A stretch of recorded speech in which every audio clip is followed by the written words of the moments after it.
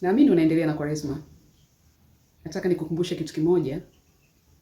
Kuna habari moja ya Hanania na mkewe Safira. Hawa watu walikuwa ni wadanganyifu. Walimdanganya Roho Mtakatifu. Watu walikuwa wanauza vitu vyao, wanawapelekea mitume kwa hiari yao tu, wala hata hawajalazimishwa na mtu. Sasa Hanania na Safira na wao wakaamua kuuza viwanja vyao kupeleka sadaka, lakini walikubaliana kuficha sehemu ya hizo hela.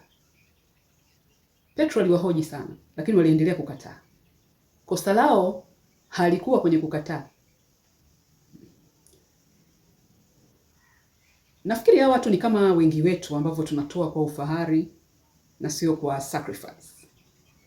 Walitaka wajulikane, walitaka utukufu wa watoaji na wao watajwe.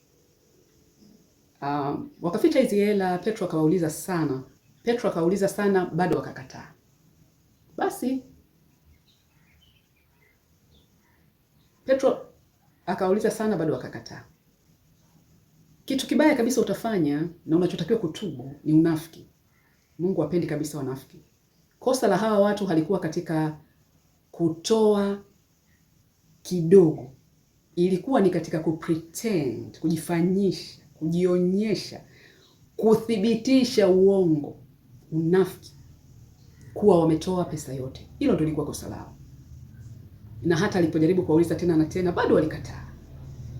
Sasa katika Kwaresma hii usisahau kuomba toba kwa ajili ya maeneo ambayo ulisema uongo, kwenye eneo la sadaka, eneo la kumsaidia mtu, eneo la ahadi.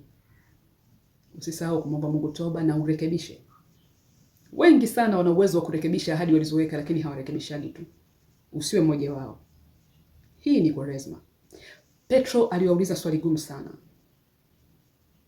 wale watu. Aliwauliza, mnafikiri mmemdanganya mwanadamu? Akawaambia, hamkumdanganya mwanadamu. Hamkumdanganya mwanadamu, bali mmemdanganya Roho Mtakatifu. Sana. Tusimdanganye Roho Mtakatifu. Karekebishe popote ambapo uliahidi. Mungu hataki unafiki. Tuko siku ngapi? Remain blessed.